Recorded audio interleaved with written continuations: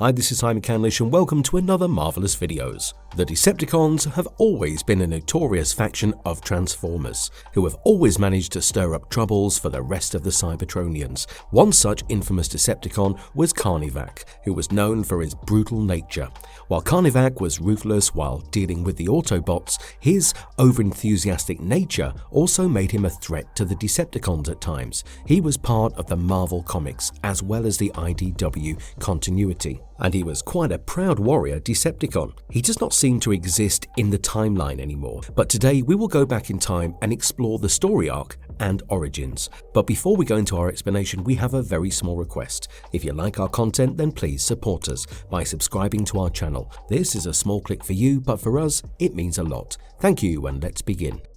Exploring the extensive Marvel comic story arc featuring Carnivac. Carnivac first appeared in Marvel's Transformers comics in a series titled Time Wars, wherein the Autobots and Decepticons come together to save the world. Carnivac was essentially a pretender beast who had combined animal features with a pretender technology to create Transformers with beast modes based on animals. Carnivac's beast mode was a wolf. He was essentially a robot with another robotic wolf inside him. He first appeared in the Marvel Transformers comics released in 1989, in a storyline where the heroes tried to undo any damage done in the future by Galvatron. Carnivac was a part of a special mayhem attack squad that was sent to Earth to deal with this threat, and he even had to team up with Springer and his team of Wreckers to do so. The Wreckers were made of the Autobots, and Carnivac had orders to kill them after they defeated Galvatron. While Carnivac had gone into this battle with a mindset to kill the Wreckers later, Galvatron managed to destroy most of the Mayhems, and only Carnivac and Catilla survived among their team members. Galvatron had also teamed up with Megatron's clone, and Carnivac had eventually teamed up with Springer. The two of them were rivals, but they had saved each other's lives during a fight against Galvatron, and a strong bond had formed between them.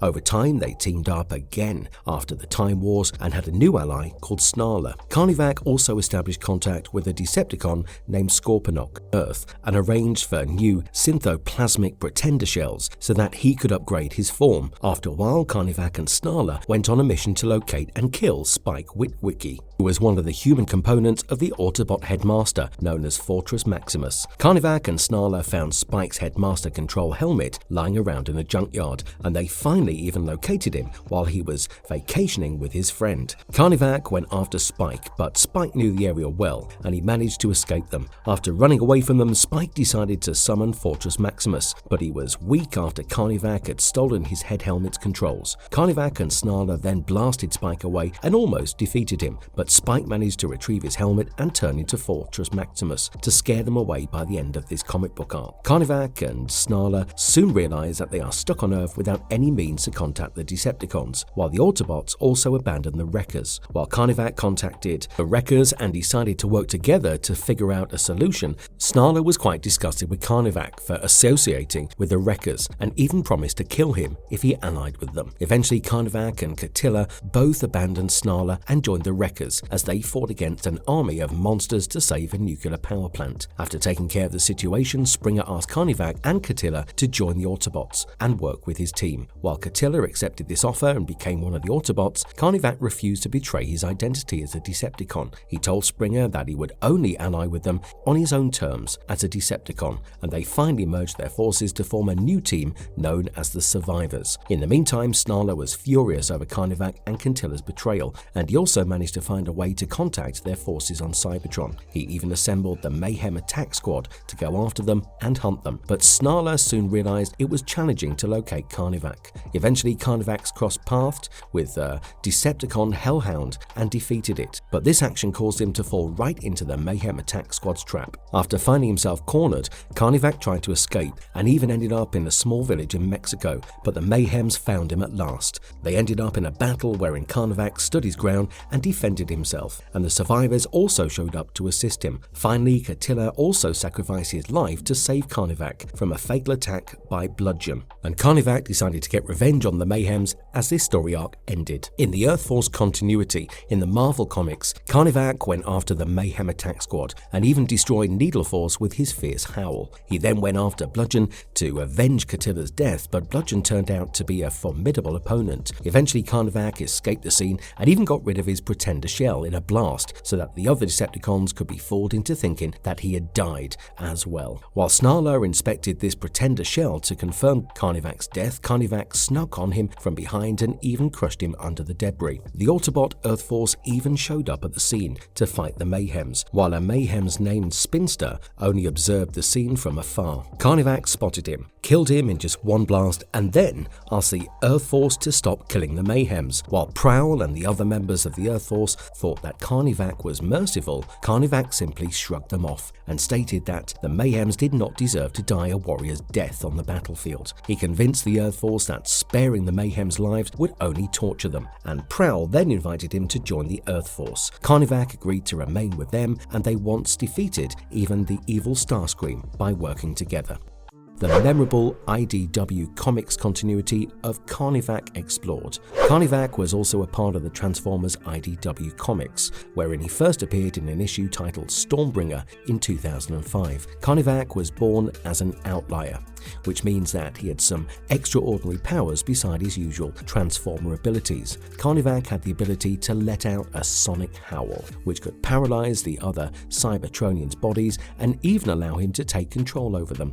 While Carnivac's unique ability proved helpful, it took quite a toll on his body, and he only used it sparingly. Carnivac initially worked for Ultra Magnus along with Stakeout, and he could not decide whether he wanted to team up with the Decepticons or not. However, he soon decided that he wanted to join the Decepticons, and he was then asked to stay on board their warship, Thanatos. After joining their side, Carnivac had once worked under the command of the Decepticon known as Headstrong, and he even worked alongside Optimus Prime and the Wreckers to defeat Cybertron from an entity known as the Thunderwing. While Thunderwing would have ideally served as the Decepticons' leader, he was quite unstable and eventually returned to take control of Cybertron. Carnivac had then assisted the Decepticons as they tried to get rid of him, and this event marked his first appearance in the IDW continuity. After this war subsided, Carnivac became a commander for Mayhem, a secret society that the Decepticons formed to eliminate the Wreckers. After a while, this organization decided to go after all the Cybertronians who had wronged them in the past, and they even reached out to the mad scientist known as Tarantulas to make a plan.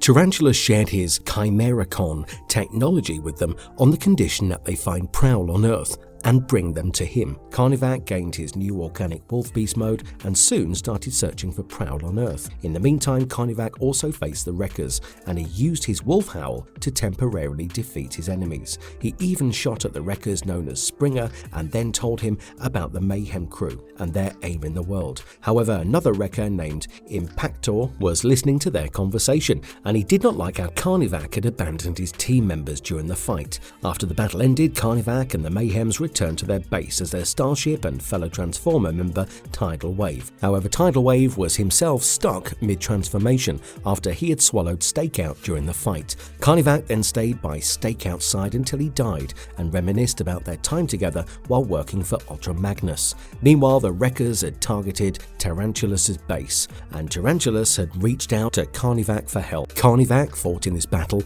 along with the other Chimericons as they faced the Wreckers. However, this fight soon turned dark when Tidal Wave tried to enter Tarantulas' base in the Noise Maze, despite Carnivac telling him not to do so. The Tidal Wave's huge body threatened all of their safety, and he could have even destroyed the entire dimension. The Wreckers also decided to take advantage of Tidal Wave's presence, and they fed him some Obtentium that sent him into an even more aggressive state. Finally, Carnivac stepped in and attacked his own companion so that Tidal Wave would finally return to his usual whale form. Things went wrong during the transformation, and the Tidal Wave destroyed the Noise Maze once and for all. While Carnivac and the rest of the Chimericons escaped, Tarantulas was pronounced dead, and the former Wrecker, Impactor, decided to join with Carnivac. Impactor and Carnivac started overseeing the mayhem together and even decided to sabotage the relationship between Cybertronians and humans by framing an Autobot for a human murder. They targeted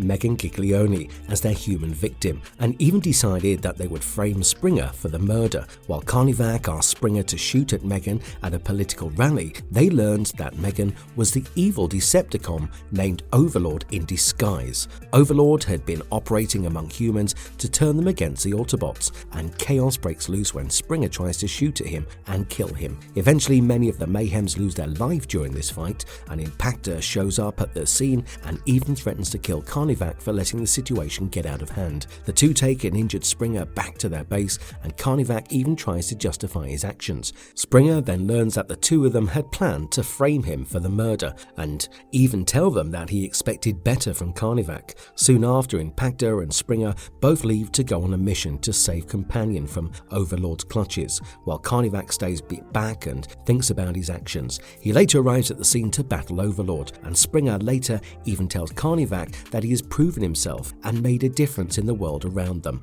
Later, Carnivac appeared in the 2019 IDW continuity, where Thunderclash considered recruiting Carnivac to be part of the Wreckers. A few unique features of Carnivac. Carnivac was also known for his robotic wolf transformation. His body had a grey outer pretender shell. It gave him the appearance of a wolf with a few enhancements and attached armor, and his howl even had the ability to paralyze the other Transformers. Carnivac was also known for scaring people away with his deep growls and his infamous anti-thermal cannon. This cannon was his choice of weapon, and it slowed down his targets by freezing their bodies on a molecular level. Carnivac would either operate his cannon with his hand or mount it on his outer shell for convenience. He appeared to be a deranged, brutal entity, but he was also always smiling and jolly with his companions. He was once even known as a proud warrior with a sense of ethics and integrity.